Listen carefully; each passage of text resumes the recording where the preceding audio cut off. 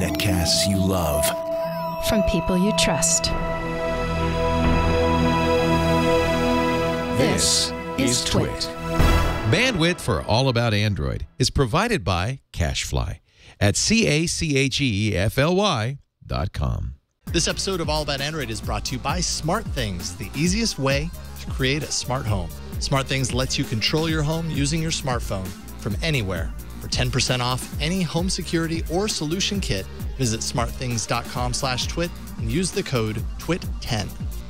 And by lynda.com. Lynda.com is an easy and affordable way to help you learn. Instantly stream thousands of courses created by experts on business, software, web development, graphic design, and more. For a free trial, visit lynda.com/allaboutandroid. That's LYNDA.com/allaboutandroid. And by Prosper. Prosper is a peer-to-peer lending marketplace which connects people who are looking to borrow money with those who have money to lend. Visit prosper.com/twit and receive a $50 Visa prepaid card when you get a loan.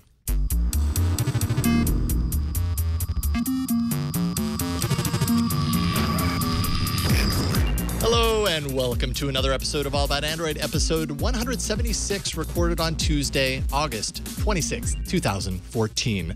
We are your weekly source for the latest news, hardware, and apps for the Android faithful. I'm Jason Howell. I'm Ron Richards. I'm Gina Trapani. All right, we're back in the saddle, all three of us. Ron, we missed you. It was good to be back. Yeah, Thank you. Yes, it was good to have you back. Yes, it was good not to be here, but it was also good to be back. That's usually the same thing. Yeah, that's kind of what my vacations end up being. Yeah, it was like I miss you guys, but I'm also happy to vacate. It was, I gotta tell you, it was perfect time to be in New York City. Yeah. New York City in August, I was like, oh, it's gonna be so hot, but it was like mild, mid-70s, maybe highest was like 80. It was like perfect. Yeah, so it was good. It's been nice. Yes. Don't say anything about it. Just don't say anything. Jinx. But you know what that means? The mild summer means you're gonna get a brutal winter, Gina. Yeah, shut up. Okay. Anyway, moving on. Anyway, it's good to be back. It's good to be back. But you couldn't just stop at one Ron this week. You needed to double down. We were Ron-less last week, so this week we're Ron-full. And we have Ron Amadeo returning. What's up, guys? From Ars Awesome Technica. It's great to have you back, sir. Reviews editor, of course, at Ars Technica, always writing some pretty awesome, in-depth stuff. A lot of your coverage on Android, you know, sometimes you touch on news and sometimes you go in detail on just certain aspects of Android that you're not seeing, you know, everybody else writing about. I always appreciate that about your work. So it's always great to have you on the show, sir. Awesome. Thanks. Yeah. So let's see here. This week, we've got a lot to talk about, as we usually do. We're going to be talking about version L and what the L might stand for. We thought we knew. We might be wrong. Some speculation. Dun, dun, dun. What else? We're going to be talking about the future of the Amazon Fire Phone. Some interesting details that are kind of out about the Fire Phone. The Xiaomi Mi4. We have it in-house, and Ron Amadeo wrote up a very extensive kind of review of this device, which, you know, we just haven't seen a lot of here in the States. So we're going to talk about this and a whole lot more. But before we get to the news, we have other kind of news of the breaking variety. It's just coming in on the wire. This just coming in. Thank you to the chat room for alerting us to this. It was JJ Carrot 4884. Nice name, by the way. It just rolls off the tongue, doesn't it? So this literally came into the chat room right before we started the show, so I only know vague details. But basically, it's a good one. An Android app rolled out an update that ended up blacking out the National Weather Service. I'm not entirely sure how this happens, but basically the Weather Service was reporting no information thanks to, supposedly, according to Forbes anyways, an Android app that apparently did something really wrong. Jeez. Oh, right. Yeah. This is what happens when you don't rate limit your calls to the website from an app. There we go. Yeah. There we go. I mean, it's also what happens when your website, you know, doesn't like, you know, check for non-rate limiting apps and clients and can't block them, you know, more quickly. But it really depends on what happened. But yeah, I mean, an app can certainly do this. An app can make calls, you know, if it's not optimized or if it's just checking too often. I mean, you get a widget or something, it can be making requests every few seconds. If it's a popular app, then it's a DDoS, right? It's a distributed denial of service attack. Checking a couple of seconds by a factor of thousands to hundreds of thousands of users, you know, possibly millions, and then next thing you know, the National Weather Service is down. No big deal. No big deal. No biggie. Yeah, Everybody really, just pulls information from there, you know, and puts it out of their own. When was the last time you used the National Weather Service? Let's be honest. Well, we use services that use the National Weather Service, and actually, people use those quite often. So it could have, But there you go. For those of you who apparently developers on Android wield intense power. Well, just think, I was going to say, for those of you, and probably many of you in the audience, many of us here at the table, many of you in the audience probably work in some capacity of IT at some point in your life. And we all know that day when you're just sitting there and you're reading, you're reading Grantland or whatever, and then your phone rings. It's like, is the website loading? Right. It's just like, oh no. Yes. So, there you go. Well, there we go. All right. It's always great to start off with some breaking news, but now let's talk about just regular, boring news. Stay tuned with Android News. Brian, just for the record, the boop boop a doop boop probably isn't necessary because it's already in the intro. I feel like I needed it though. Okay. It helps me set the tone. That's true. It does kind of like warm up your vocal cords to get to news voice. Oh man, I want some sort of reference to World War II next time you do that. News from the front. That Hitler's a bad apple. Well, anyway, so ever since we saw Android L get unveiled at Google I/O, there's the speculation this is the next version. What is it going to be? Everybody seems, convinced it's going to be Lollipop or Lemon Drops or some Laffy Taffy. Still holding out for Laffy Taffy. Like I think it's going to be a last-minute turn. Well, it seems as if the latest bit of speculation is based on some references in the code to a quote LMP preview release that it might be lemon meringue pie. That makes some sense. I could see that. I could see that, I guess, but Lollipop seemed like it worked. Lollipop just seemed... I want to go on record and say I hate this name, and Lollipop is way better. Agreed. So, just think of what is the mascot going to look like? I know. That's what I've been trying to figure out. Like, it's going to look, Yeah. It's going to look like key lime pie is what it's going to look like. Right, yeah. I've seen fan renderings of, like, the Lollipop icon, and it looks really cute. Like, it's a little Android head, and it's got a mouth, and it looks good. So these references can be found in the Android SDK. LMP appears 9 times in a search of the AOSP and Wi-Fi certification for what's expected to be in the Nexus 9. And HTC's Volantis tablet also shows the firmware as LMP. So... It's appearing in more places. It's creeping. It's creeping in. What you call this is LMP creep. Yeah, this is LMP. This is the standard LMP creep. Yeah. That's what happens. I'm with Ron. The unity of Ron's. I do not like lemon meringue pie. I did not like key lime pie. I did not like. I want to stick to Lollipop. That's my vote. So. But as we learned with KitKat, there can be 2 names. So even KitKat is internally called key lime pie in all the source code and in firmware and everything else, and externally it's called KitKat. So this could just be a silly internal name, and they could do something crazy like partner with, I don't know, Lifesavers. I was going to say, or the BizDev team hasn't nailed down the deal, and the Laffy Taffy people haven't come up with the Laffy Taffy money. And now they're courting the Lifesaver people, or the. But now that I think about it, it's not just about the name or the deal. It is also about the little icon. Oh yeah, right. Absolutely. Because if it was a Lifesaver, that would look a lot like possibly Donut. If it's really small, so they couldn't do that, right? Well, what's funny is that John Fingus in the chat room, as good to see John, says not expecting Google to intentionally put lemon in the name, which I think is a great observation there. So John, well done. Start your headlines. Oh, no kidding. So no, it's true. Lemon heads, Laffy Taffy. Yeah. I don't know. It feels like there's got to be something going on. Why, if it was going to be lemon meringue pie, wouldn't they have just said lemon meringue pie at Google I/O? I mean, it just feels like there's got to be something else going on if they are doing this whole mysterious L thing. They like to mess with us. That's all. They do. That's what it is. No, it'd be great is if they do name it lemon heads, and then they can transition away from desserts into early '90s alternative bands. Okay. They're like we're pivoting, and then the next version could be Mud Honey. Yeah. And then the next version can be Nirvana. Nirvana. Yeah. No, I see where you're going with this. I kind of like it, actually. We're pivoting. Offspring. Yeah. Pixies. Yeah, exactly. See, they've run out of candies, and so they're going to go for 90s alternative. Okay. I don't know what you do with Q, but. Q Lazarus. Goodbye Horses, that song. Anyway. Kind of falls apart a little bit. Yeah, it does there, a little bit. Anyways. Move on. Okay, moving on. Gina, what's up with Verizon? Moving on, Verizon. So the information reports that Verizon is planning a new global app store to compete with Google Play that will include partnerships with carriers and OEMs, with plans and discussions still in early stages at the moment. That's the information. Recode posted a Verizon statement denying that they have these plans, but the information came back and said, we back our scoop 100%, saying that Verizon's cleverly worded denial doesn't reveal the full truth. Of course, this wouldn't be Verizon's first attempt at an app store. They just shuttered one back in 2013 after 3 years. In this case, however, this would be more of an industry-wide effort as opposed to simply a Verizon app store to challenge Google and potentially benefit from the significant rise expected in app store revenues. So Verizon App Store, trying it again. Or a Verizon, yeah, that's what I'm trying to figure out on this is it a Verizon App Store or is it an app store that Verizon helps kind of bring to the surface, trying to get everybody in on it so that there's like a united app store that isn't Google's app store that's making, that's like a Verizon back get jar or whatever that was. Kind of, yeah, something like that. So I don't know. I mean, Verizon's app store kind of sucked pretty bad.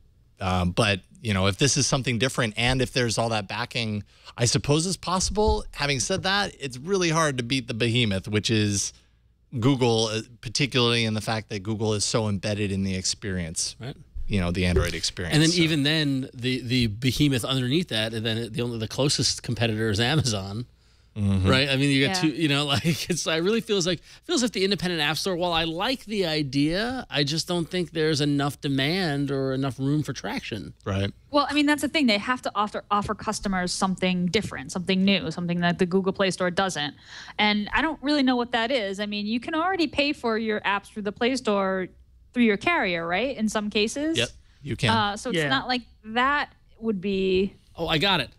Okay, so what if the Verizon App Store, the Verizon-backed App Store, is like a subscription model, and you pay $9.99 a month, and you can download all apps that are offered in the store, unlimited. That's not too far-fetched. Sprint has App Pass, and that's kind of what that is, right? It's a subscription service offering apps separate from Google Play. Yeah. And that's also for a recurring fee. These things are never about consumers. It's always, you know, how can Verizon's App Store benefit Verizon? And they probably just want to have something where they can show off their stupid exclusive apps, like, the NFL Sunday Ticket app or whatever it's called.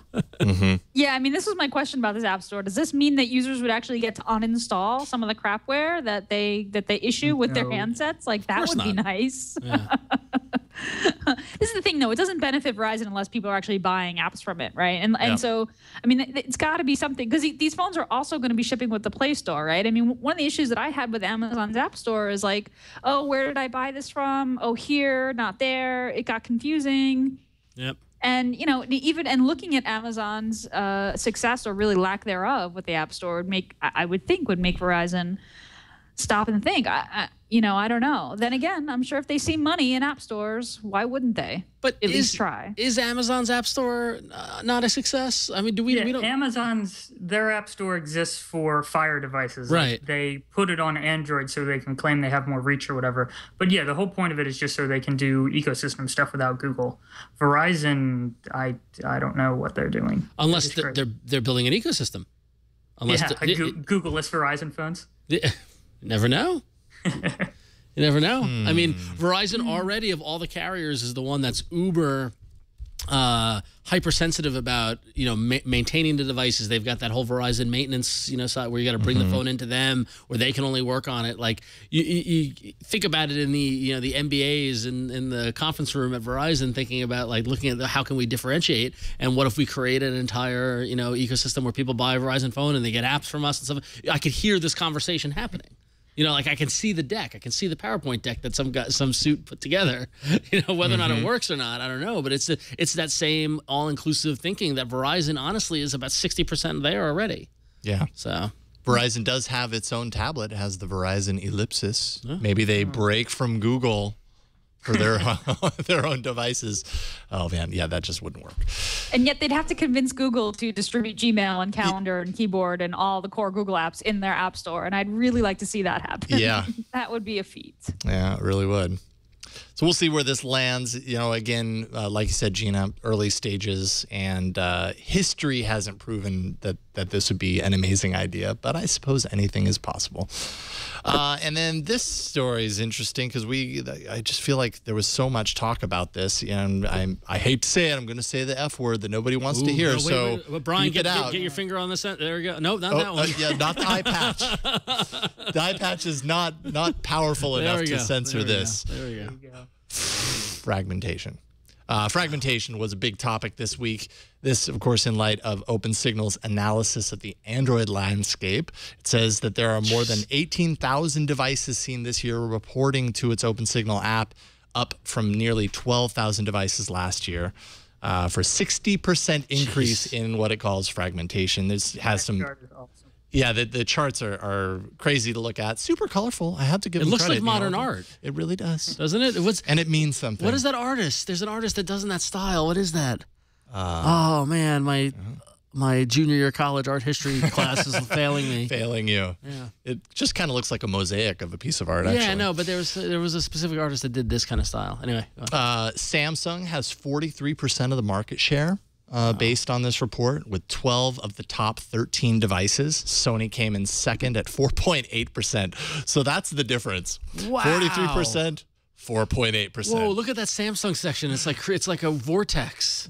Like, doesn't it go into the... This is a visual representation of Samsung's method of throwing everything at the wall and seeing what sticks. God. It obviously works pretty well. Brian's going to make me fall out of my chair. Yeah, I think I'm getting... It's a tree map. It's a tree map. I couldn't remember what the name of this kind of chart is. Oh, okay. Tree map? Okay. Yes, that's Samsung tree mapping us all.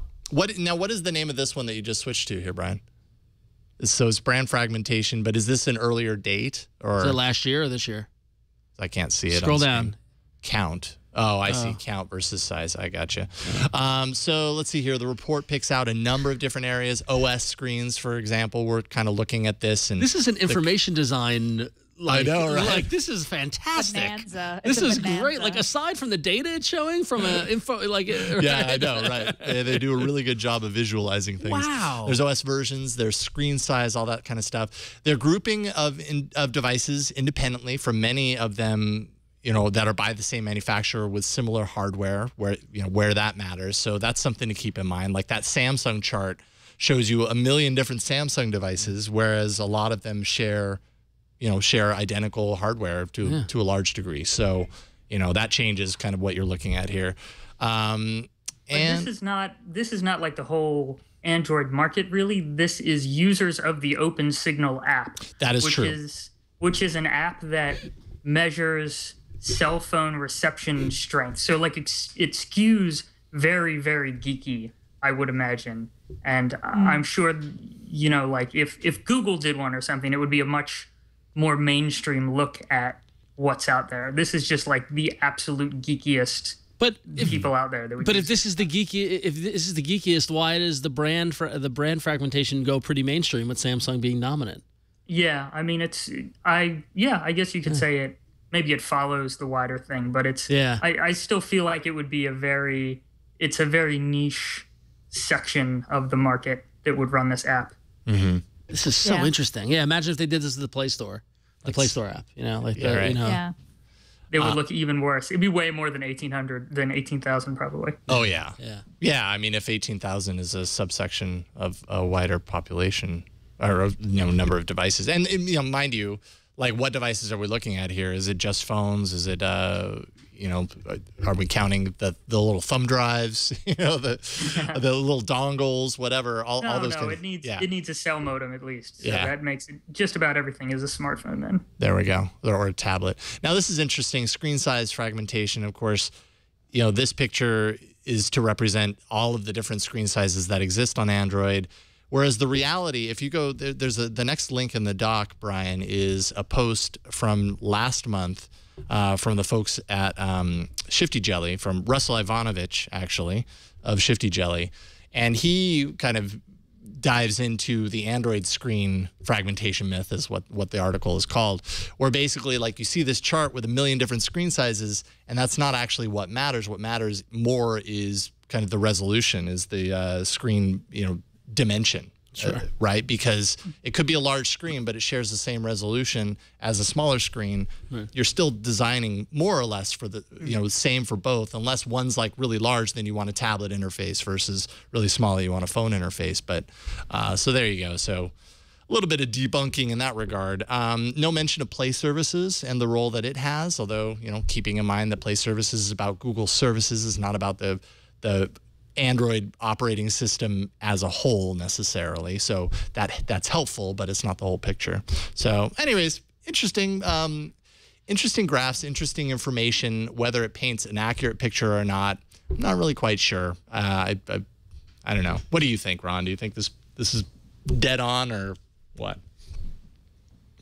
I mean, the end result, it's not going to be different. Like it might be slightly different, like the actual big market thing, but it's not going to be meaningfully different. Like, yeah, it's a huge big mess, and there's a billion different devices, and Samsung's about half of it, and yeah, close enough. And does it affect, like, does this air quotes problem of fragmentation affect people in meaningful ways that like prohibit them from using their device in the way that they want? You hear app developers complain a lot. Yeah. But I mean, in terms of end users, like mainly, I guess most people would use Google Apps. And it's the little, it's all like the long tail stuff that suffers, I guess, where it's like me and, 100 other people would love to use this app, but it doesn't work on this phone and blah, blah, blah, blah. Mm-hmm. Yeah, I don't do too much app development. I stay away from the really hard stuff. It's much easier to talk about it than to do it. That's what I found. It's like those who can't develop right or whatever. Like, I talk a lot about development, and I've never developed a single thing in my life. We should probably ask Gina, because she is the developer on the show. So the SDK is more powerful than the sword, you guys. I like that. I don't know. Yeah, I mean, the only manifestation, this says fragmentation. You could also read it as choice. And the only manifestation you see of this problem is in the Play Store, and this happens to me a lot when I'm picking an app for the Arena, is that, you look at the reviews of an app, and there's be a bunch that are glowing or whatever, but there's always that one or two, that one guy or one or two guys that are like, this didn't work on my such and such and such and such and such and such version 8, whatever.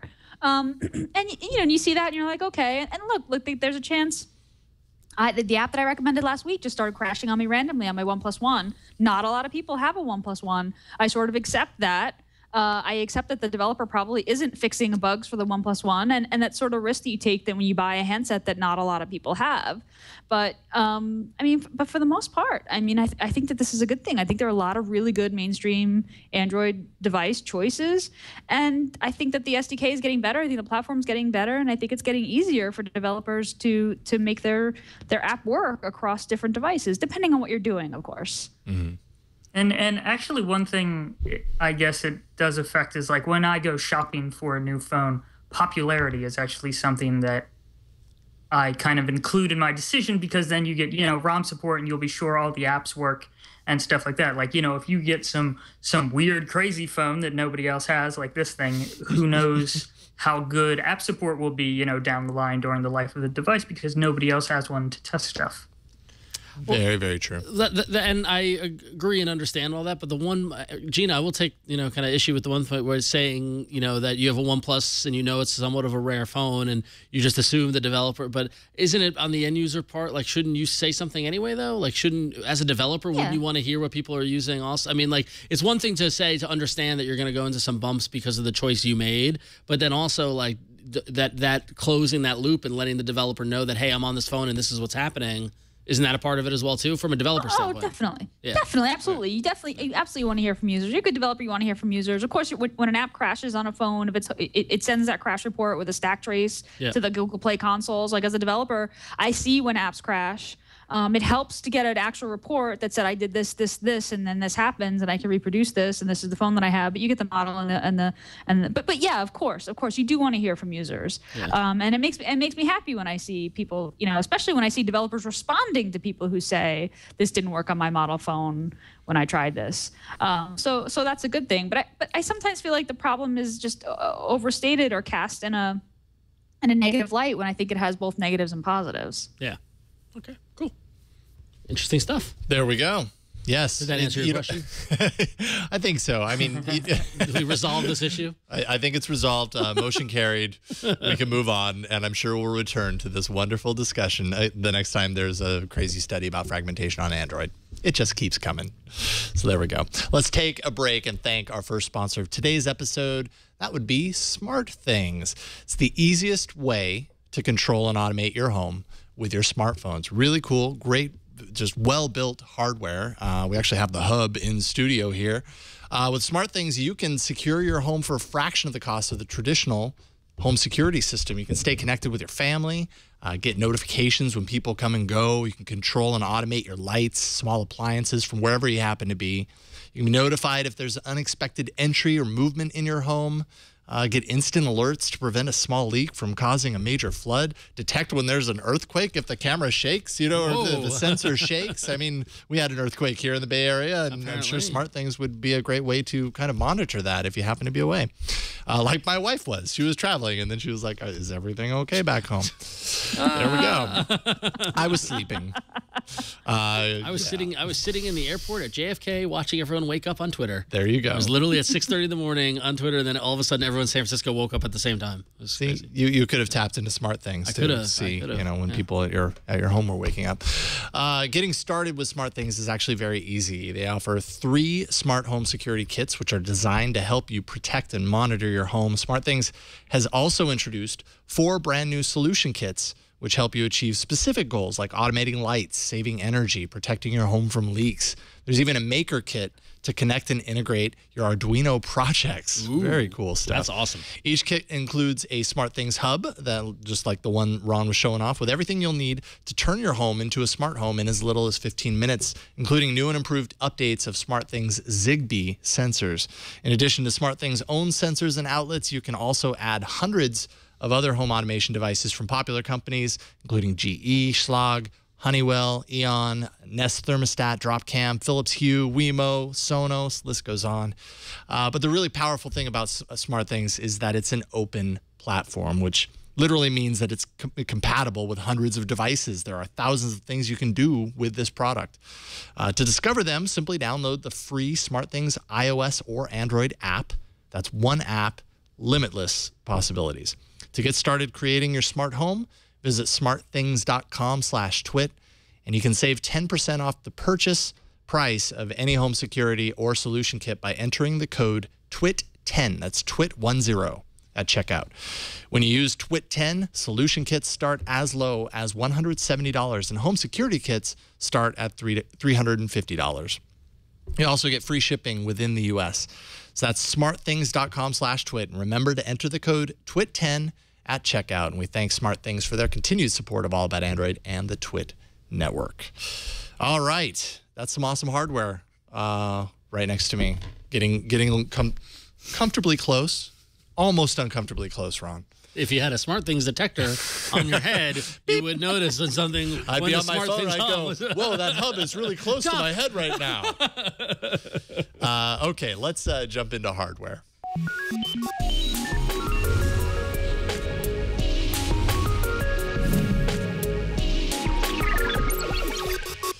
Oh, Amazon.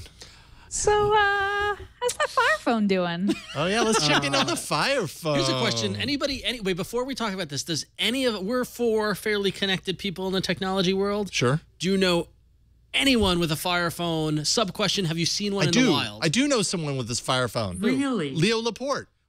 Hey, look, I don't know anyone who even agrees with the concept of a Fire Phone. Like, it's just not compelling at all in any way. The only one I've seen in the wild was in a meeting with Amazon. Oh, There's someone from Amazon's like, have you seen the new phone? I was like, yes, I've seen it. Thank you. You can put it back. I do not know anyone, and I have not seen it. And I ride the subway pretty often and kind of check out what people are using. It's usually Samsung phones. I've never seen a Fire phone. And I feel like I would recognize it with all those cameras because I just feel like those corner cameras are just really announce themselves. They do. Or it would recognize you in that scenario. So. Yeah. Yes. It'd be like, hey, have you seen me? Hey, you know, an Android? So does anyone have it? Does anyone have this phone, Gina? Not a lot of people have it. So, okay, there's been an estimate of how many of these sold because, you know, Amazon's not talking. But the estimate, based on a couple of data points that extrapolated from a couple of data points, 35,000 units sold. Oh, my goodness. 35,000 units sold since the launch. That was 1 month ago. And this estimate was extrapolated from data from Chatika's ad network and ComScore. Of course, you know, Amazon hasn't revealed official numbers, but 35,000. How many Womp womp. How many Facebook phones sold? Do we know that? Yeah, that's what it reminds me of. It really does. Total flop Facebook phone. You know, it's such a bummer because I just feel like Amazon had an opportunity to do something really interesting and cool and different with the Fire phone. And by that, I mean, you know, I'm just this may not be cost effective, and I haven't certainly run the numbers for the business, but, you know, a free phone with Prime, free WhisperNet access that only lets you browse Amazon and its partners, right? So like you're not paying for a data plan. You get the phone and you can connect to Amazon. You can buy things from Amazon just through their free 3G network, which, you know, I suggested WhisperNet because I know that's what Kindle used to download books. So, you know, contract free, something different, just something different. But it was just like a phone that does this, you know, with the same low contract price, but with a contract with a couple of these gimmicks that just didn't fly. Really bummed me out. It didn't even do that. I mean, it was I think the exclusivity to AT&T, once again, as opposed to embracing, we're excluding, you know, so as opposed to putting it out there for everybody, you know, I think the pricing was a little too high. But then also, I'm totally with you in terms of either coming up with a new, unique way to approach the carrier deal or something like that, or you want to innovate, that's cool. Innovate in a way that's actually effective. Instead of the lenticular 3D thing, you know, and the Firefly or whatever it is, the Firebug or whatever, that's somewhat that makes cool. a little bit more sense. But give me have it come with a Bluetooth headset that's different than anything you've ever seen, or watch, or something to expand why is it just this? Like going back to what I was saying before the show, like is there another way to do it? Like can the phone be a different size, like a square or something? You know, like totally blow our minds with an approach that nobody's been doing, as opposed to just replicating the same thing with a little gimmicky thing on top that's too expensive for most people. So I think I think it feels like. Go ahead, Ron. No, go ahead. I think every Fire device, like the Kindles and everything else, is like notably inferior to, you know, anything with Google Play or any kind of like high-end device, and they've sold well because the price has been super low. And on the Fire, it was the same thing where it's like, this is kind of worse than every other cell phone because it doesn't have Google Play, and it's still the same price. It's still like $650 off contract or something. And it's like, you know, that's just not as good a product. People aren't going to pay the same amount for it, and especially when like the most compelling feature was the ability to more easily buy things on Amazon and give them more money. Like it's so like insulting to me where it's like, you can buy this and it's basically like a barcode scanner and you can give us more money that way. And it's like, you need to give me that for like free or something then. Yeah. Right. Yeah, I think it's a cash register that you can put in your pocket, right? And but the thing about Amazon is that they're a very customer friendly company, to the detriment of authors and content makers. Yeah, I was gonna say to a fault, way to a fault. To a fault. Their stuff is always underpriced, very low margins. I mean, they really go out on a limb in every other case to make something as cheap as possible and as easy for you to get as possible, and they just didn't do it with this. And I'm just still waiting for. I don't know. I think that here in the U.S. that these 2-year contract deals with a subsidized phone, I think that whole system is so broken and weird. Yep. I just want to see it get better, and I was hoping that Amazon was going to use this opportunity to do that. But again, it was just like, here's a cash register for your pocket, which I've always felt that the Kindle was. Like, the Kindle is a buying machine, right? It's not a reading machine. It's a buying machine. And in a lot of ways, these smartphones are also buying machines. But it was so useful that you didn't really think about the fact that it was really easy for you to spend money. But with the Fire Phone, it was just like completely unabashed. So why didn't they take that a step further? And if you have a Fire Phone, you get an additional 5% off all your Amazon purchases. Like that you know, they got to do something, yeah. Right? Exactly. As opposed to like Prime, where hey, you get all this stuff streaming and you get faster shipping and you pay us to do that. Which now that I'm thinking about it, it's like, oh God, I'm an idiot. I gladly just paid $100 for the but no. But if you give some sort of incentive to push people over the ledge to do it, then you'll see people jump. And if anything, they're building fences around that ledge to keep them from jumping. Yeah, that's a stretch of a metaphor if I ever heard one. So I'm sorry about that. But yeah, price prohibitive, exclusivity. Yeah, just a bad combo. And the gimmick, which unfortunately, in order to play this game effectively, you also need to be able to market your product really well. And the 3D thing, not an easy thing to market. A, you've got the backlash for people just kind of having a sour taste in their mouth because of 3D, and B, it doesn't show it on video at all. So if you're running a TV ad, no one's going to actually understand it or get it. And also, how does it enrich my daily Well, exactly. Usage? It's a belly whistle. Incredibly useful. It's like remember when I forget, and I'm sorry, I know we're Android experts here, but I forget the version of Android that rolled out the live wallpaper. But remember when that came out, and the first thing was it ice cream sandwich? Yeah, was it ice cream sandwich? No, earlier. I think it was earlier. I think it was earlier than ice cream sandwich. I think it was honeycomb. Yeah, but no, at least gingerbread, because there was that laser beam one. Yes, yeah, you're right. Laser beam one, yeah. So I don't know if I'm alone, but live wallpaper came out. I looked at it, I'm like, oh, that's cool, and then turned it off. Yep. Like it was, and I feel like that's the biggest problem with cell phone design today is nobody designs a phone just to be good, which is what was like really refreshing about Xiaomi, which we'll get to. But everybody's like, what gimmick can we give this phone that the person at the Verizon store can demo to the customer and wow them for 30 seconds so that they'll go and buy the phone? Like Amazon used the stupid 3D thing that doesn't work. Samsung uses the stupid fingerprint sensor that doesn't work and the stupid heart rate sensor that doesn't work. And HTC has the extra camera that adds depth of field that looks terrible. So nobody just says, let's build a cell phone that's just good and doesn't have anything crazy. Like, the Fire Phone would have been great if it were cheaper, but they have to pay for all these, the 1,000 extra cameras on the front of the device. So that raises a bill of materials, and they can't sell it for cheap now. And it's just, that's what killed them. Yep. Yeah, completely agree. If they had sacked the 4 cameras and just made the phone kind of feel a little bit more premium to the point to where you feel proud to have it, because more and more these devices, they do so many things, but it's kind of like smartwatches to a certain degree, whether you want to admit it or not. It's kind of a fashion accessory. What? I don't know what you're talking about there, Jason. I don't know. Oh, hold on. I mean, the phones I'm getting a text that message. Too, So I don't know. And yeah. There we go. Fire Phone not doing so. I mean, so this is. I mean, it's an interesting segue to our next story, which is another example of either a failure that's a failure that's trying to rise from the ashes like a phoenix. But Barnes & Noble with their Nook tablet. A couple of years ago, Kindle was all the rage, and tablets started to come out. Barnes & Noble introduced their own branded tablet, and it flopped to a certain degree. Well, now they're back, but they've partnered with Samsung as an OEM, and they've come out with the Samsung Galaxy Tab 4 Nook tablet.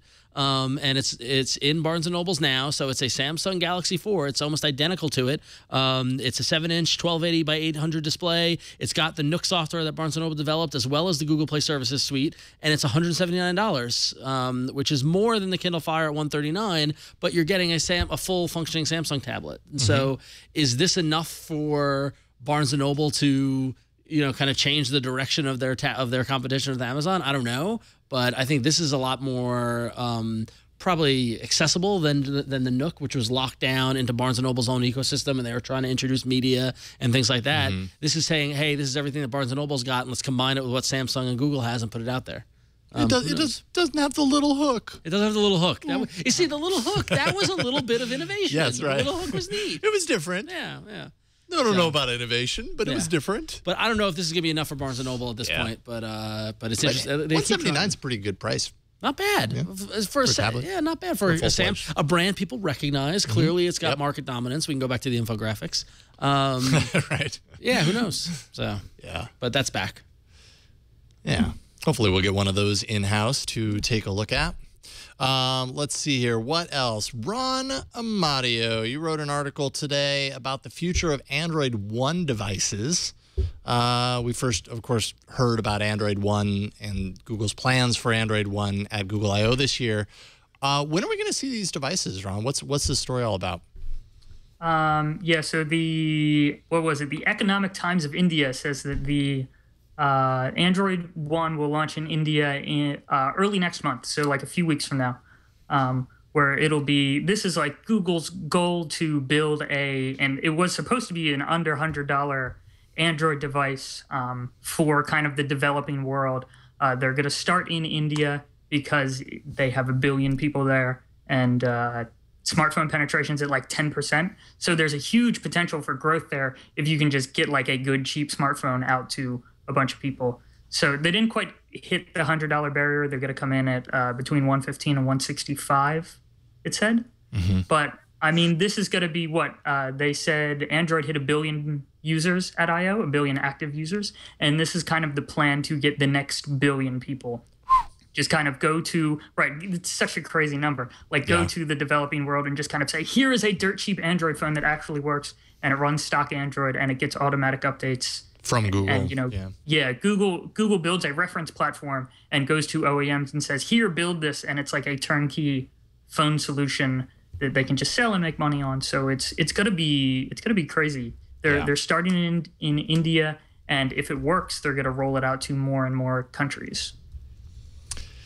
Yeah. So from a developer standpoint, how do I formulate this question, Gina? What do you think about this device and coding your apps for a device like this once it comes out? Is that a priority for developers, since this is in some ways this is like the lower end Nexus device, right? It's straight from Google. It's a reference device. Yeah, exactly. Many people are going to have it. What does that mean for developers' intentions? Should they be focused on making sure their apps perform on an underpowered Android device? I mean, lower powered, I think rather. so. Yeah, I think so, for sure. I mean, this device, my first reaction was, whoa, 165 is actually a lot higher than 100. You know, and I mean, I think in India, $165 is a lot of money. So I'm actually surprised that they missed. That feels like a big miss. I know it's 115 to 165. It feels like a big miss price wise. But as a developer, you definitely want to optimize your app for lower power devices, because honestly, it can make your app better for, and again, this depends on what kind of app you build. If you're building a super intensive media, images and video intensive game, it's a different story than if you're building a simple to-do app. But for me, optimizing your app for using bandwidth smartly and performing quickly, and making sure that it doesn't crash, or that it runs in a reasonable amount of time, that taps or get responded to quickly. That's all stuff you should be thinking about as a developer. It becomes more of a challenge for these lower end devices, but it's a challenge that I think every developer should be constantly sort of taking on and iterating. And certainly localization becomes an issue too. Right. You want to get your get your app translated, and you want to get it working, particularly for languages that are left to right or right to left.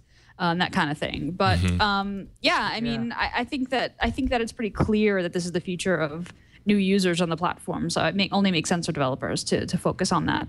I mean, not everybody can go to India and spend time experiencing their app on a really crappy connection on a really low powered phone. I think there was that story about the Facebook team spending time in another country and realizing how bad their app was, and really kind of energizing, getting energized to make it work better. Not everybody can afford that, but I think that's actually a really good eye-opening experience. Yeah.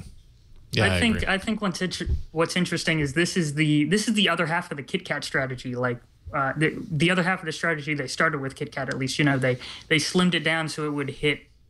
So it would work well on 512 megabyte devices with half a gig of RAM. And now with Android One, they're kind of going out and saying, okay, we made the software run better. Now this is how you build a cheap phone that it will actually run well on, and we can get this out to a ton of people.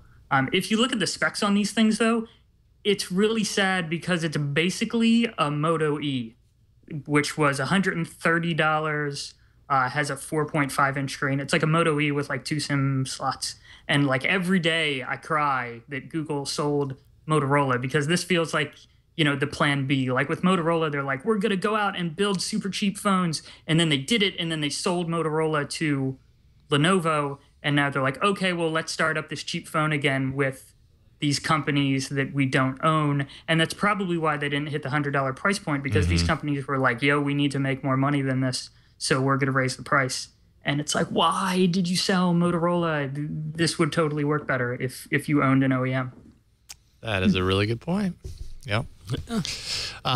Cool. Well, I'm sure we'll talk about it once it happens, and I'm not sure how difficult it's going to be, or maybe it'll be very easy to secure one of these devices and take a look at it in depth. But it's not impossible, because Ron, you you wrote up an extensive piece on the Xiaomi Mi4, which is only really, well, it's available outside of China, but it's definitely not available in the States unless you go through an importer. So it is possible to get these crazy pieces of hardware that aren't sold in the U.S. And yeah, you reviewed it. I also happen to have one. I got one yesterday, and I've been playing around with it for 24 hours. I'm going to review it next week on Before You Buy. And so far, I'm super impressed, but I'm curious to hear what you think about the device. So this is, like I was saying, Xiaomi is a really refreshing company, because they build devices that don't have any silly gimmicks. Like, it's just a straight up high-end smartphone that is well built and well designed, and it's not very original. Like, it looks like a big giant iPhone, but Xiaomi's strength is in its execution. Like, they're from China, and they don't really value innovation that much, and there's not much in the way of enforced intellectual property law. But they will take your idea and build a really, really good device out of it. So this is like a top-tier high-end smartphone. It's a Snapdragon 801 processor, 2.5 gigahertz.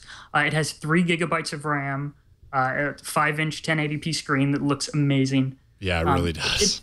Basically, take a Galaxy S5, give it an extra gigabyte of RAM, bigger battery, and cut the price in half. This thing is $320 if you can buy it in China. We had to import it through an importer, which does a 50% markup, which kind of hurts. But still, at $480 or whatever it was, it's still a good deal versus like a Galaxy S5, which is like $600 or $700. Oh my gosh, the camera app is so cool. If you turn on the selfie thing, it will try to detect your age.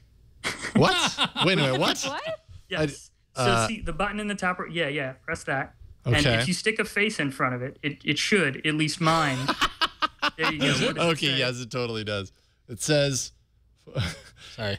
How does it do that? It was totally saying 39, 38. No. It says male 42. I'm looking kind of old right now. It's basically like, like that carnival guy who will try to guess your age. Can you see that? Yeah. And it detects like male or female and stuff. It's so weird. That is like, so bizarre. I don't know. Yeah, make sure you're... Oh, that's freaky. Oh, wow, says I'm 51. You don't know how much I want to take this. Oh, Jesus. Let's set that far away. Nailed it. Yeah. It has a lot to do with the lighting behind you. Like, you can... if you have light behind you, it will claim that you're older than you really are. But so if you would like to be insulted by your cell phone, I'm curious to know how that's useful, though. Don't you know how old you are?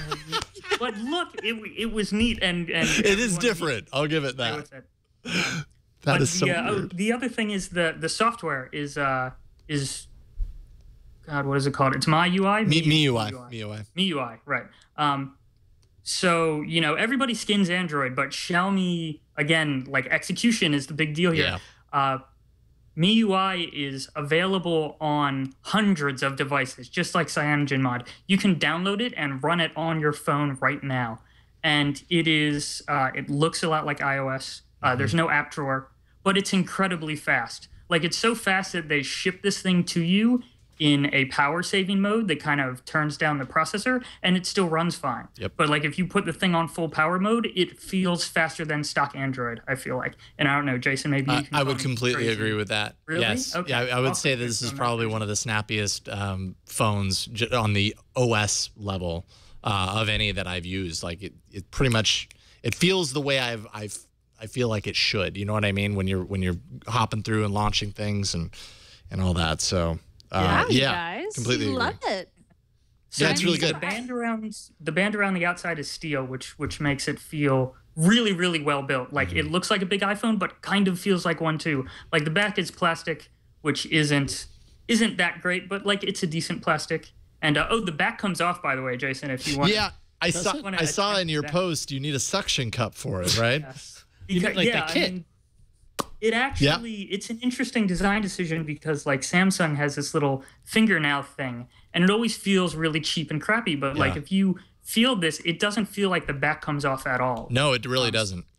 So you can't replace the battery or anything, but you can get like stylish backs that you can put on the back. Stuff that looks like fur or leather or whatever. It's all plastic, but you can get like a funky design on the back if you want.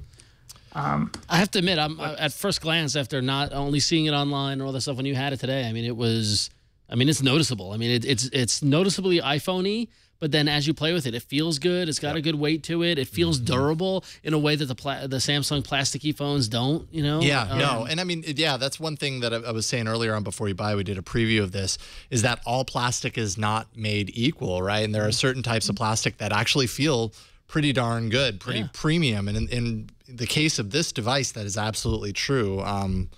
It's plastic on the back, but I don't know. Again, I'm going to come back around to Samsung as the example here, but that's just because most of the time, for my personal preference, the Samsung plastic feels cheap to me. This does not feel cheap to me. It feels very solid and almost like it's not plastic. You know what I mean? So, it's, go for the it. software is super customizable. That's the other thing. So there's like a full theming framework that Xiaomi built. So there's a theme store, and you can change the fonts, what the apps look like, all the icons. So you can do stuff that looks really, really good, or you can do stuff that's like a straight up copy of like iOS 6. Okay, I didn't. Where like they went and stole icons off of an iPhone and stuff. Or if you want every character to be like a small anime girl, you can do that too. Or like every icon looks like that. It's crazy. There's so many different things you can customize about the phone and just make it look different. And it's a big focus for them. And it's neat. It's like, this isn't stock Android, but there's so many new different things you can do with it. It's a really cool OS. It's subtle innovation. Yeah. I dig it. You can get it with Google Play. Where do your apps go? They just have to be on they have to be on the home screens? Yes. Yeah. Or in folders. Okay, so it's just like the iPhone where like you don't. iPhone. Yeah. Yeah, exactly. And like, it didn't come with the Google apps, but you got those. Good. Yeah, no, I got finally. Yeah. Yeah, but if you go into the Mi Market, there is an app that you can install the actual Play Store from, and then from there install everything else. So I was able so you could install an app to install the Play Store to install the apps that you wanted. Yeah, and then they partner with Google, so depending on what territory you buy it from, you can get it with or without Google Apps. So these are only available in China right now, so they don't come with Google Apps. If you buy them from like Singapore or India or something, then they come preloaded with Google Play and all that stuff. But just nice. Google doesn't do business in China, so there's really nothing to preload. That is hideous. Look, the little like magnet thing goes up and the tape's spinning. Oh, it's so bad. Oh, it's so great though. But yes, it is bad, but it's great at the same time. No, I've been super impressed. Of course, the price is really good for this as well. What did we say? $480 for importing it. You can probably get it for even less than that. I should thank Pete Lambros, who's the guy who hit both Leo and I up and said, "Hey, I ordered these, maybe from an importer or from a flash sale, I'm not sure, but he said he ended up with 2, and he was either going to send it back to Xiaomi for a refund or sell it to us. So we ended up buying it to review it. That's so cool. And yeah, it's great. I'm really enjoying it, and I can't wait for my review next week. It's pretty awesome hardware. The hardware itself is just pretty spectacular. So the only downside is don't buy them right now if you're a normal person, because they don't have LTE. They will later sometime. They haven't said when, but an LTE version is coming, because right now China doesn't have much in the way of LTE. So this one just does 3G. But it's cool. I bought this expecting it to be a joke. Yep. Like, oh, let's get this thing that looks like an iPhone, and we can kind of take pictures of it and make fun of it. And then you hold it, and you're like, oh my gosh, this is actually like a really great device. Like I never expected it to be this good. And it's really a shame that they steal Apple's design, because if they had just come up with their own thing, it would be much harder for people to dismiss the company. But they're just serial abusers of ripping off other people's design. Yeah. And it's like, they don't need to. They can make such good devices if they just, come up with something that looks slightly more original. Mm-hmm. But as much crap as we give these guys, look at a Samsung Galaxy Alpha. If there was no logo on this, the 2 devices look identical. Interesting. What I do like is there should be a new challenge, Jason, where you use this phone with all the Chinese apps. Because there's a whole bunch of apps. There's a whole bunch of apps that I can kind of guess by their icons what they are, But the coolest thing was this gave me like a look into China's ecosystem, because Google's not over there, so what's going on? It's really hard to know unless you get a phone from China. So the way all the app stores work is it's like Samsung's dream, where it's like all the app stores are fragmented by manufacturer. So you buy a Xiaomi phone, you get the Xiaomi store, and you just kind of hope all the apps are in it. But the crazy thing is there's like some kind of federated back end among all the app stores, where the Xiaomi app store will actually search other app stores and offer to install apps from them without having to install another app store app. If you can understand all that. So like it offered to install apps from Baidu or whatever. It's such a huge mess. But I mean, Google's not around, so they make it work. Yep. But the reason they can sell it for $320 is because it's basically the Nexus program as the basis for a company, like business model wise, where it's like we sell the hardware close to cost and we make up the money based on ecosystem stuff. Like you buy a theme and we get part of that money, and that's the way they get their profits. So will they ever move out of places like China and India? It's hard, because Google is established everywhere else, where like Xiaomi can kind of fill the vacuum of no ecosystem in China. Everywhere else, it's kind of like, well, you have to compete with Google now, and I don't know if your ecosystem stuff is going to go that well then. Right. Interesting. Mm-hmm. Mm-hmm. Cool. So there we have it, the Xiaomi Mi4. And full review coming from me next week. But definitely check out Ron Amadeo's review on Ars Technica. 3 full jam-packed pages of information on this device. When you curiosity, and it's really that's cool. a short article. That's not. After the history of Android, I suppose it's a short article. It's a light Ron article. But before you buy, but when you account for it, do you count the plane ticket to China to go get it into the total cost of the device? The importer. The importer cost plus tax. Exporter. There we go. All right, let's thank the sponsor. Yes, we want to thank lynda.com for sponsoring this episode of All About Android. And lynda.com is the greatest because we all love to learn. Lynda.com is an easy and affordable way to help you learn. You can instantly stream thousands of courses created by experts on software, web development, graphic design, and more. Lynda.com works directly with industry experts and software companies to provide timely training, often the same day new versions or releases hit the market, so you're always up to speed. All courses are produced at the highest quality, not like the homemade videos on YouTube. Courses are broken into bite-sized pieces so you can learn at your own pace and learn from start to finish, or just find a quick answer. Tools include searchable transcripts, playlists, and certificates of course completion, which you can publish to your LinkedIn profile. And that's great if you're a professional in that specific field. Whether you're a beginner or advanced, lynda.com has courses for all experience levels. Learn while you're on the go at lynda.com. Apps for Android as well as iPhone, iPad, all the other devices. Lynda's on there, and you can learn on the go. With one low monthly price of $25, it gives you unlimited access to over 100,000 video tutorials. Premium members with the annual plan can download their courses to their devices and watch them offline. Premium plan members can also download project files and practice along with the instructor. Lynda.com is perfect if you want to, not just for learning software, but also they've got great business tutorials. Here is one of my favorite, Getting Things Done with David Allen. The guy behind Getting Things Done has made a video on Lynda.com, so you can learn about that whole business process straight from the guy who came up with it. Really fascinating stuff. Lynda.com is perfect for learning, business concepts or learning software, learning how to edit video on Premiere as opposed to Final Cut or edit audio. All these amazing things that you need to do, they're all there on Lynda.com. Lynda.com also has courses on building adaptive Android apps and fragments, simple Android development tools, and Android essential training. For any software you rely on, Lynda.com can help you stay current with all software updates and learn the ins and outs to be more efficient and productive. And we've got a special offer for you to access all the courses free for 7 days. Visit lynda.com/allaboutandroid and try lynda.com free for 7 days. That's lynda.com/allaboutandroid, and you get free access for 7 days. So check it out, and we want to thank lynda.com for not only sponsoring this episode, but keeping us in the knowledge, in the know-how. Keeping us smart. Keeping us smart, that's for sure. Thanks for smartening us, Lynda. Appreciate it. All right. Without further ado, let's check out some apps.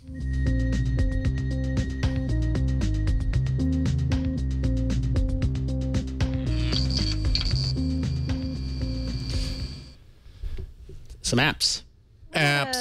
Little deal here from an app we love, we all know and love, LastPass, which I use to manage my passwords, had a free LastPass Premium free deal for a year or 6 months. So the way LastPass works is you can download it, you can use it for free, but the Premium, which is like $12 a year, which is like a buck a month, Totally worth gets you the mobile app, which is fantastic. And so they partnered up with AppSumo. They've got a little deal here for new LastPass accounts. You can get a year free, a premium, or 6 months. There was a time when the deal worked for existing users. It doesn't anymore. I got in on it. I got in on it. I saw it right when it came. And, come on. That's not fair. But it was done really quickly. Yeah. It was done pretty fast. Yeah, not cool, they fixed LastPass. the bug. Not cool. They fixed the bug. Oh, so if you aren't using LastPass, you should sign up for it because it's pretty great. I don't know how I would live without LastPass. No, honestly, it's and especially since they rolled in the fill into apps feature. So now when you log into your apps, particularly for folks who review a lot of devices, because it's like installing all these things and everything just becomes a lot easier that way. You can see right here, Bryan, on the camera shot. Sorry, this promotion is for new LastPass users. Your account was created 4 months ago. So that means you're not new. I know, exactly. Not new. Yeah, so was it a mistake early on? Must have been. Because I don't know. I was able to get in on it. I just thought it was for new and existing customers, but I'm not sure. Not. I didn't see it. I assumed it was a bug, or maybe they just had a limited amount and they got it out. Yeah, that could be too. But anyways, regardless, LastPass is worth it at $1 a month. So if you're not using it to manage your passwords, it's certainly a great way. It's not the only password manager on the block. 1Password is another one. I know there's a bunch of others, but it's the one that I use and I love it. So anytime you get a deal for a free year of their premium service, it seems like a no-brainer to me. So check it out. Totally. Another thing that you should probably check out right now, if you haven't already, is this little game. You may have heard of it. It's by this guy who created this game called Flappy Bird, and I'm all over it. It's called Swing Copters. I'm all over it. I can't do it. No. I don't want to do it. Oh man! Don't make me do it. Oh. All right. So here we go. It's kind of like Flappy Birds, but vertical. This guy has like invented it's a genre. I feel like he's invented a genre. I didn't even make it to the first. Wait, what do you do? How do you control it? So each tap changes your direction, and you try and go through. Here, I'm just gonna go like this to see how high I can get. Yeah. Okay. See. I'm doing all right. So this is all he did. He just took Flappy Bird and moved it vertical. Oh. Yeah, it's basically flip vertical. The phone over. Wow! I just beat my high score. You guys witnessed it. 3. That was a good job. Here's the thing about this guy. All right, I think this guy's a genius. Obviously, he is. This is amazing. So there you go. I'm on board. Here we go. Okay. All right. Oh, I got to sign in. See, it's really hard. So yeah, every tap. One of those games where I'm gonna actively avoid it, and I will just get enough exposure to it incidentally that I'll know all about it. That's not cool. The genre of this style of game is impossible controls, but yet you still want to try and play and learn them. If you tap to the right, does he go to the right? Or just no. Tap? Okay. It's inverted. It's inverted. No, where your finger is on the screen actually doesn't matter. All you're doing is changing the course of direction. But the problem is when you hit it, it changes and it takes a second for it to drift and start going the other way. But also the longer you hold it, the more speed he gets in that direction. Oh, yeah. Yes, I just did that. So it's like drunk Flappy Birds where they spin wildly in either direction. Yeah, watch. Ready? Uh-huh. Oh my goodness, I didn't know that. Yeah, there you go. There you go. It's a whole new world. Dimension. That's a whole new dimension. It's a dimension. whole dimension that's going to make you throw your phone against the wall even faster. That long tap. Oh. So there you go. If you want to, if you want to hurt your phone, check it out, Swing Copters. Sorry, well, we had to talk about it, right? For something completely different. Yeah, completely different. Hey, you remember Google News and Weather? Remember that little app? Or did you forget about it? So was it ever a standalone app? Now? It was a standalone app. Yeah. News and Weather was it was that widget. Literally the oldest thing Google ships on a phone as a default app. Yeah, you're right. Well, not any longer because Google remembered they have it, and a new updated version of News and Weather came out, and adapting the new material design that we're all raving about, and it's got a great organization of news from tons of sources. As well as weather from the Weather Bureau when it's up. Coverage when it's working. From over 65,000 publications. Simple swipe access to categories such as top stories, technology, sports, and weather. You can tune your layout with any 60 country-specific editions, home screen widgets, personalized news sections, all that great stuff. But the rollout's been a little odd, hasn't it? It hasn't been available to everybody in the Google Play Store. I checked my devices, and I really only had like one or two that I could install it on. And the rest of them said not available in your region. So I ended up having to, go to your Plus post and install it from there. Yeah, so... there is apparently, I just found out a new version. Apparently that version's buggy. And there's some version that stops force closes or something. I don't know. Hope Google fixes the Play Store. Yep. And don't use me as your distribution. As your source, the Ron App Store. So why does this still exist? Have they seen Google Now where it shows weather and news? Right, but Google Now is serving you up weather and news that Google Now decides you need, where this is a bit more browsy and a bit more kind of, I feel like Google Now is like the front page, and then this is like the, sections A through G of the paper. It's I guess it's like Google News, the app. That one. Why did I choose that one? It was such a random one. I don't need to see that. Jason. They're all bad. I read the news today. Oh, boy. Jeez. Get off that page. Pretty much every single article on that page was something I don't want to read right now. It's just so simple. It's like 2 pages. It's like the new. Well, no, it's 1 page. It's like the weather up top, and then a stream of news. And then it opens a web browser. It's literally news and weather. Yeah. That's the name of the app. In fact,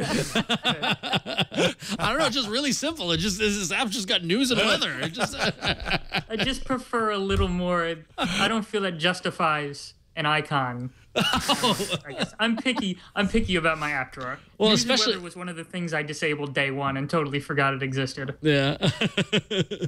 Well, it's interesting to see them applying the material design concept and evolving stuff. And it's funny because now I just picture teams at Google are working on every app, and I mean I'm sure we're going to see them all roll out in that way. But it's that's going to be so much fun. Yeah. So done. Yes. Oh, I remember that. Yeah. See, there you go. That still exists. Okay. Yeah. Okay. And then I'll move this one over here. Maybe. This is riveting. I know. First time adding widgets on the Mi4, by the way. In Chinese. This is important. And there we go. Yep. There's a widget. Cool. This is what they call a widget, ladies and gentlemen. I like when you make it the full screen. It's like the app, but it's not the app. I can swipe into it. That's why. Yeah. It's kind of like Google Now. Yeah, kind of is. Exactly. So anyway, so go to the Google Play Store and look up news and weather and see if you can install it in your app. If not, just be patient. I'm sure they'll get that fixed. Yeah. Shortly. So Gina, we got an email. We do. We have an email. Hey, I wanted to ask you to take some time to talk about Google Helpouts. In the wake of the Robin Williams tragedy, mental health has surfaced again in our society. And as a licensed mental health counselor in the state of Florida, as well as a tech geek, as soon as I saw that Helpouts had a health section, I jumped on board. Google's done a great job at having a system through Helpouts in which anyone in the U.S. with a smart device or webcam can connect with a licensed clinician. I have been able to have a session with a client who lived in Alaska. With me living in Florida, this client would have never been able to reach me until Helpouts came along. I don't think people are talking about Helpouts enough, and I hope you can make some sort of public service announcement so all your listeners can know that they have this great resource at their disposal in order to discuss any mental health, personal, or relationship issues they feel they may want to talk to someone about. This is an email from Renzo Taranga. And I got to tell you, it's true. Google Helpouts doesn't really get a whole lot of attention. I honestly haven't looked at it in a long time. But after I read this email from Renzo, I went to Google Helpouts. I went to helpouts.google.com and actually started pouring through the help section. And there are a lot of therapists in Google Helpouts. And like, who doesn't need a little therapy? And I actually found Renzo's listing and I watched his video. And I was thinking, like, wow, what a great, what a great resource. And I mean, of course, there's Helpouts for everything, not just counseling, help with computer problems, cooking, fitness and nutrition. It's really a treasure trove. And I've been meaning to. I remember when it came out, I'd been meaning to really kind of try it out. I'm a little bit shy about getting on a webcam, save for these shows. It's true. But with these shows aside, I'm a little bit shy about getting on a webcam with a stranger and, I don't know, showing them my art and asking them to help me get better at it. But it's actually a really cool program. So anyway, a little PSA for Google Helpouts. Thanks, Renzo. Have any of you guys used Google Helpouts, have posted one or taken someone up on one or scheduled one? No, same as you, Gina. I've kind of forgotten about it over time, and I realize how great of a service it is. I just haven't really thought of it in the perspective of like, how do I apply this to me? You know what I mean? Right. Either from getting help or giving help, I suppose.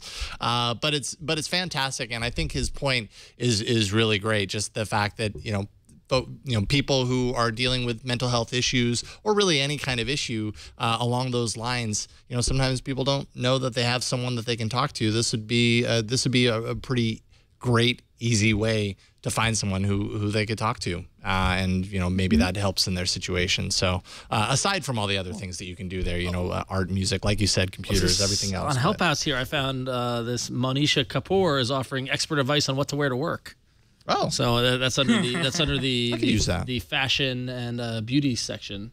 No, but there's ways you can learn how to play piano, you can learn how to sing, you can learn how to program. I mean, it's interesting. It's honestly I didn't even know this existed, much less was an app. So that's pretty cool. Yeah. Yeah, Helpouts is weird. Nobody talks about it, and I don't know of any like competitors to it. It seems like a neat idea, but it's just something where everybody just goes, I don't know if I really need that or want to do anything or. So I don't know. I'd love to hear what the numbers are like as far as users. Yeah, I'd be very curious to hear that. There was I don't know, like any week now, I expect like a spring cleaning post where it's like, yeah, this Helpouts thing, we kind of decided not to. Mm-hmm. Yeah, well, I mean, it's really just a layer on top of Hangouts, which I think it just doesn't cost. But you can set prices. So you can they charge. Play guitar. They charge. Yeah, people charge. Hangouts and plus you can, eBay. Yeah, Hangouts plus eBay. So I mean, it feels like all the platform and infrastructure is there for Google to kind of keep this going. But yeah, it's true. You never really hear about it, and I should I should do a couple and report back. Go on assignment, Gina. Yeah, I'll go on assignment. Yeah. All right. Anyways, thank you. It's a great reference there, Renzo, and hopefully this will reach some people who might want to check it out. And if you do, actually, this is a great opportunity for you to email us and let us know, because we'd love to hear about your experience too. aaa@twit.tv. I found Renzo's profile on Helpouts. Hey, there you go. There he goes. Counseling Renzo therapy does a session with great Renzo. job. Yeah. I almost scheduled a session with Renzo. He was so convincing that he'd be able to help me out. Yeah, no, here we got Bryan. Here, you throw that up. There you go. It's in the chat. Yeah, no, he charges. So his first help out is free, and then he charges $55 per 45 minutes. Which, if you've been to therapy, that's a deal. Actually, a deal. Yeah. Yeah. Oh, that's awesome. So that's pretty cool. Well, thank you, Renzo. Appreciate it. And everybody, check it out. Helpouts. I assume that's Play Renzo Store. who wrote in. Yeah. It seems like it would be. Yeah. Anyway. All right, let's thank our third and last sponsor of today's episode. That is Prosper. In 72 hours, you could have $35,000 to cover your needs. What would you do with that money? Would you pay off high-rate credit cards? Would you start a business, a home improvement project?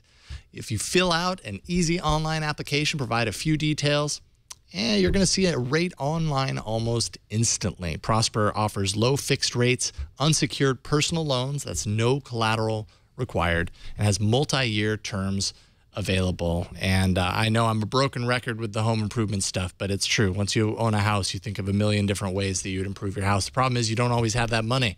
Maybe I wish I did. Maybe if you fixed the record, you wouldn't have to fix the house. That's true. Maybe I should start with a record player is what you're saying. Okay. All right, cool. Or I could just go to Prosper and get the money that I need and do the things that I need to do. And that might just be the way to go. Prosper is Silicon Valley's answer to personal loans.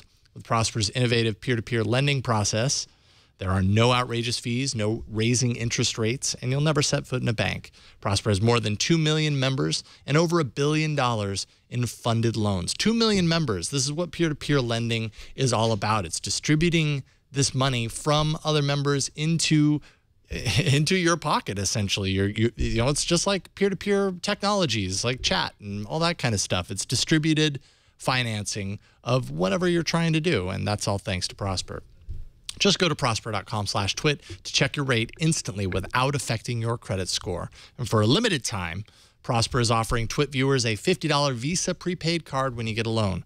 Go to prosper.com/twit. That's a special site just for our viewers. And yeah, Prosper's pretty awesome. Up to $35,000 in just 3 days and a $50 Visa prepaid card.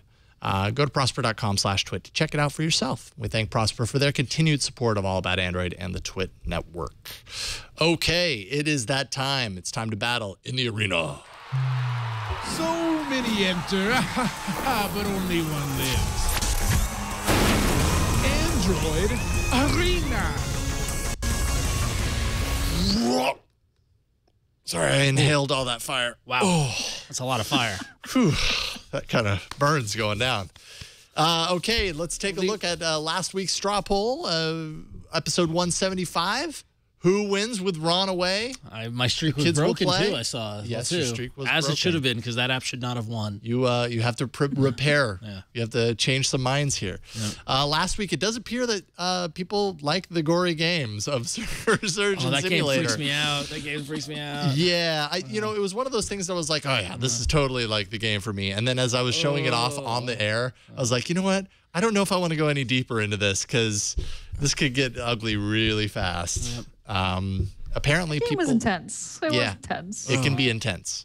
But there you go. Surgeon Simulator, 66% of the votes. Man, we had a lot of votes last week. We did. 600. Yeah. Tap Path, second at 19%. And Super Better, almost second, which is another way of saying third, at 16%. Which is interesting now. So 33 weeks into the year, the current tally is our guests are in third place with 5 wins.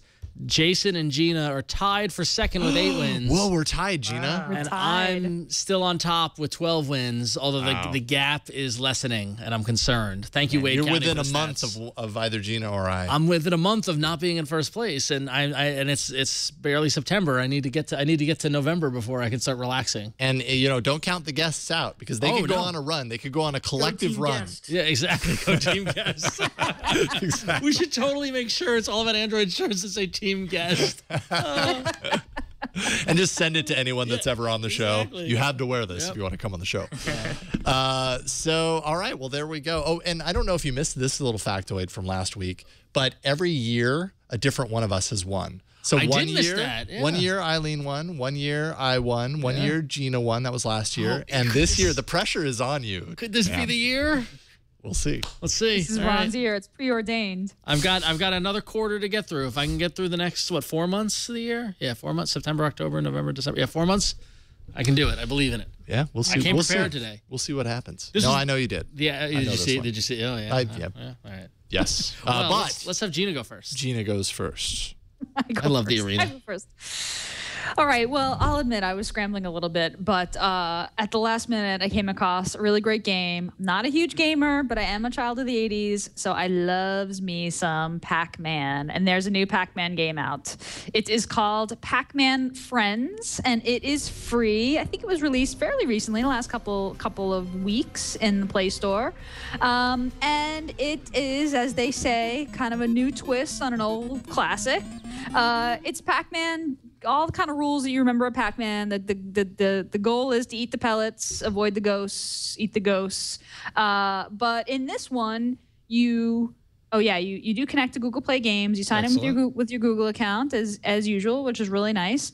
But this one, you control Pac-Man by tilting your device. There's all different kinds of mazes. So you check the first one, and there you go. The adventure begins. So you tilt your device in order to move Pac-Man. So Pac-Man moves in this kind of like drifty, loosey-goosey kind of way, which takes a little getting used to if you're like committed to the old game. I just chose the first one. I wasn't sure. There are a few different modes of control. But yeah, I think the first one is kind of like your basic, kind of tilt, and yeah, there you go. So there Jason's eating the pellets. Okay. Oh, and then I got to go up there. And then you got to go up in there. Yeah. This might be a hard one to show off because I got to tilt. But you got to tilt a little bit. But yeah, it should be. We'll try. So a couple of ads, okay, but it's free to play. There's in-app purchase, but I made it 12 or 13 levels without ever being prompted to purchase anything, although there are ads occasionally.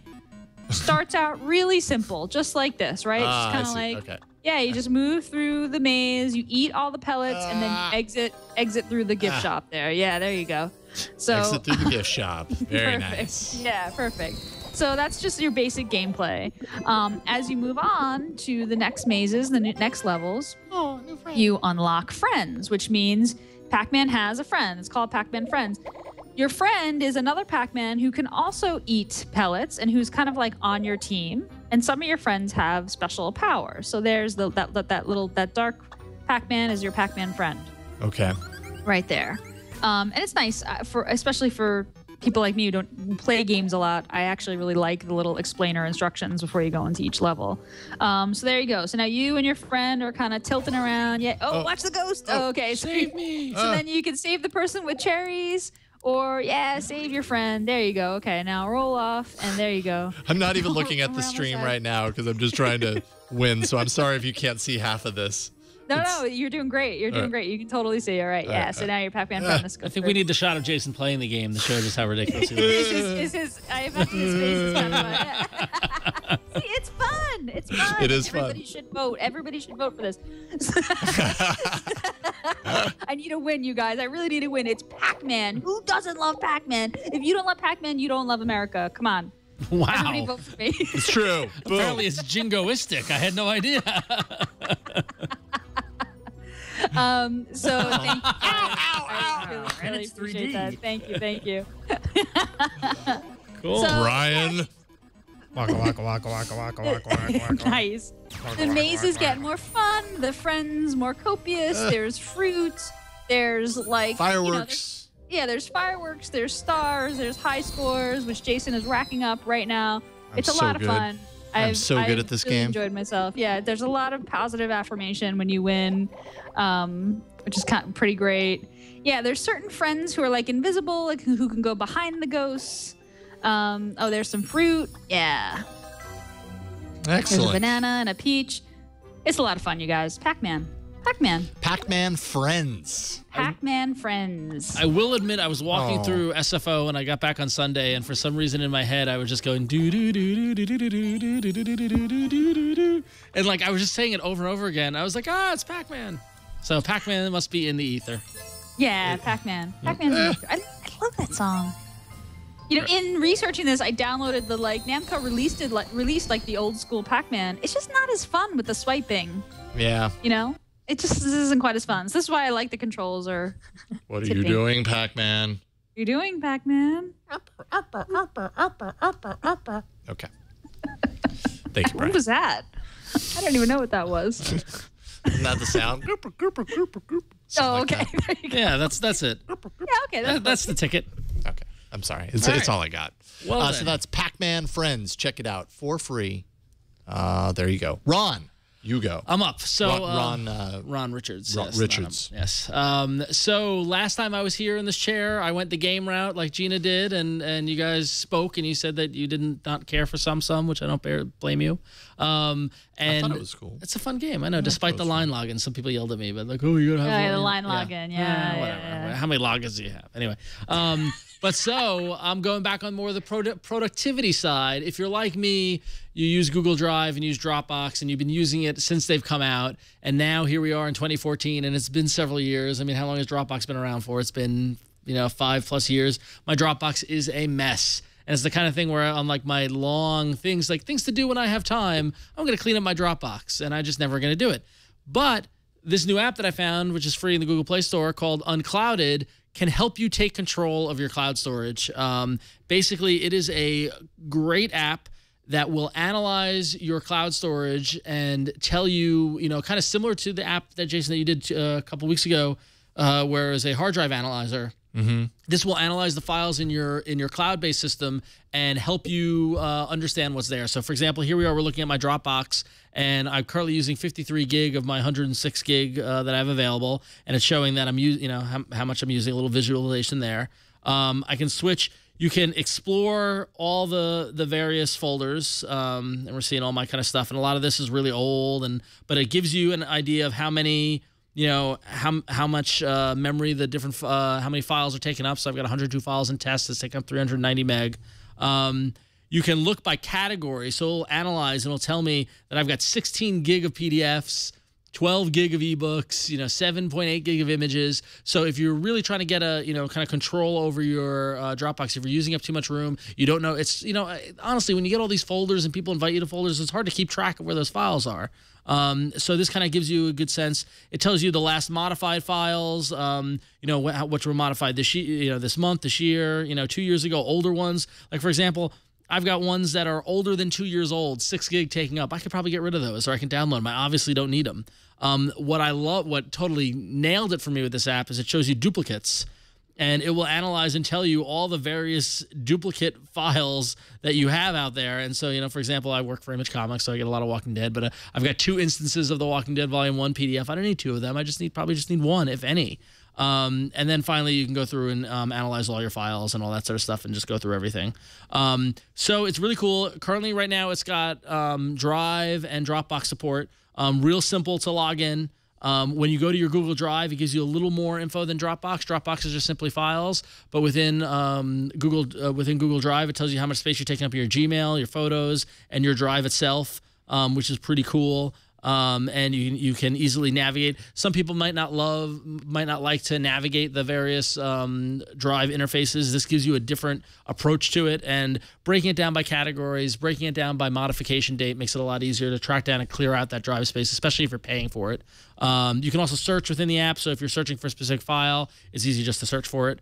So it's called Unclouded, and it's the kind of app that once you get, you're not really sure how you lived without. So I would definitely check it out if you use Dropbox or Google Drive and keep track of your storage. All right, so that's Unclouded. I love Unclouded. Do you? Yes, I do. Nice. Yes, it's a fantastic. You don't love it enough to bring it to the arena, though, I see. I brought it to the other arena. Oh, the other show, the show that we don't talk about? Yeah. Oh, I see, the show that we don't talk about. Oh. The show that we're not involved in. Look, it's really hard doing 2 Android shows. Oh, I'm sure it is. Yeah, sure it is. But you don't laugh as much on that show, do you? You're right. No, I just write a lot for that show. I write scripts for that show. That's good. It's hard work. Yeah. Well, I'm glad. But no, Unclouded is fantastic. Great app. It was, and it's pretty. It looks good. It looks nice. It really is. There you go. There we go. Okay, so Ron Amadeo, what app are you featuring? In fact, I have it installed. I know the answer, but everybody else doesn't. So talk about it and I'll show it off. My app is Runkeeper. I mean, it's going to be real short. It basically it uses your phone's GPS and kind of tracks your running, your distance and how fast you're going and what like your pace is. So it's really good for, I sit in front of a computer all day. You try not to get fat when you sit on your butt and don't do anything. So I like to go running, and this is good like motivation to kind of improve and get better. And, when you can see what was my pace today, what was my pace yesterday, it makes you kind of want to run longer, further, faster, all that stuff. You can have it like give you training programs if you want to prepare for like a marathon run or something. You can have it, brag to your friends about your latest run and how far it was. And all of this really cool stuff that kind of motivates you to run more and do things and be more active. So, you basically turn it on, you hit start tracking, and it will, fire up your GPS and drain your battery like crazy. And you get a little map afterwards of where you've ran and how quickly you're going. Yeah, it's you just told it you're running and now you're standing still. So your 0 mile per hour speed. Your pace is awful, Jason. Yeah. I got to work on this. this. Really bad. Yeah. 64-minute mile. That's bad. Well, I'll do my best. Maybe tomorrow I can sit a faster mile than that. But this has kind of sent me on this weird quest where it's like now I want a really small Android device that I can bring with me when I'm running. Because carrying the worst part about this app is you have to bring like a 5-inch Android phone with you when you go running. So I'm kind of investigating about how small of a device I can get this to run on. But it's cool, like it tracks your activity for the whole day, so you can kind of see when you compare this run to yesterday's run or the day before's or last week's or whatever. And it has workout schedules and stuff in here. What's that all about? Is this like information that's entered in, or they're like plans? Yeah, it's like a weight loss plan. Oh, yeah, there's all sorts of there's little plans there on how to prepare for a long run or lose weight or whatever. You can, so that'll let you kind of work up to a marathon hopefully without dying or breaking something or pulling a muscle or whatever. I would pull a muscle at the very least. Cool. It was awesome. It's a nice design. And when I had it starting and everything, I noticed it talks to you and stuff, gives you the information if you tap up there, lets you know kind of where you're at and everything. Yeah, the talking thing is neat. Like, if you bring your phone along, you might as well bring headphones and listen to music while you're running. And every 5 minutes, it verbally gives you a status update through the headphones, where it's like, you've been running for 5 minutes. This is your average. This is how far you've run. So it's a cool way to kind of keep track of how long you've been running and what time it is without having to stare at your phone and what your pace is and all that. Nice. Looks great. Runkeeper. Fun fact, Runkeeper was one of the first Android apps I ever reviewed back when I was at Revision 3 doing that. I thought you were going to say all about Android. I was no. Like back in the early when Eileen and I were working together at Rev 3, that was one of the first iteration of it, and it has come a long way. I was going to say, that. how far has it come? Yeah. Yeah, it's one of those apps where you pick it up and you're like, they have iterated on this so many times. Yep. It does everything you could possibly want related to running. Like this is like Ron said, this is a very, very old app that has been around a while and is just constantly updated with new features and stuff. It's good to see them keeping up with it. That's really cool. Yeah. Yeah. Nice. Excellent. So that is Runkeeper. Before you get to your app, McButter Pants in the chat room, thank you, pointed out, I should have mentioned, I'm sorry, with Unclouded, the free version allows you to browse your storage but not do anything to it. Then you can go to the apps themselves to do something with it. If you pay the in-app purchase for the premium version, then you get read-write access and you can delete files directly from this app. Yeah, I can't remember how much that is. I think it's a couple of dollars, but we'll find out. But yeah, so that's an important point to make. And because it keeps you out from needing to go into those other apps. See, so premium... Here we go. We'll do this. I'm sorry to interrupt. It's okay. I'm sorry. So premium, delete files and folders. You can upload directly to your cloud storage. You can send files. You can rename and move. And you can create folders. All pretty cool. And you could do that for no connection. Pretty sure it was $1.99. Wow, that was so anticlimactic. I'm sorry about that. So you can do that for... Still no connection. No connection. Your Wi-Fi's off. You can do that for, I'm waiting for it to register, for $2.99. Oh, okay, so there we go. All right. Nice. All right. Cool. So that's unclouded again, Ron. Hey, these are the little tips and tricks we do to get on top of the arena. I see. I see how you edge your way into continuing your. When you finish your review, run. I'm like, oh, one more thing. Oh, yeah, there's actually this other really cool feature that I forgot to tell you. Okay, so mine is called Fragment. It's $1.99. It's a photo editing app, and I've kind of gotten burnt out on photo editing apps, I have to say. But early on, I feel like I was downloading them all. I was like, oh, these are all so great. Now apparently I just don't have enough time to really play with photo editing apps. And all I do is like stockpile pictures of my kids and my family these days. And someday I'll go back and be able to do something with them. But right now I just don't have time to do that. But Fragment is kind of different. And well, it's actually very different. It's less of a photo editing app and like I'm going to put this retro filter on or whatever. And it's more about creating very unique, stylized kind of abstract stuff. So I have a photo here. I can, crop it to any aspect ratio to start off with. Whatever, I'll just do that for a random pick here. Whoa. Now, okay, so here's what you have to start. And yeah, I'm just trying to make sure that all that stuff's in there too.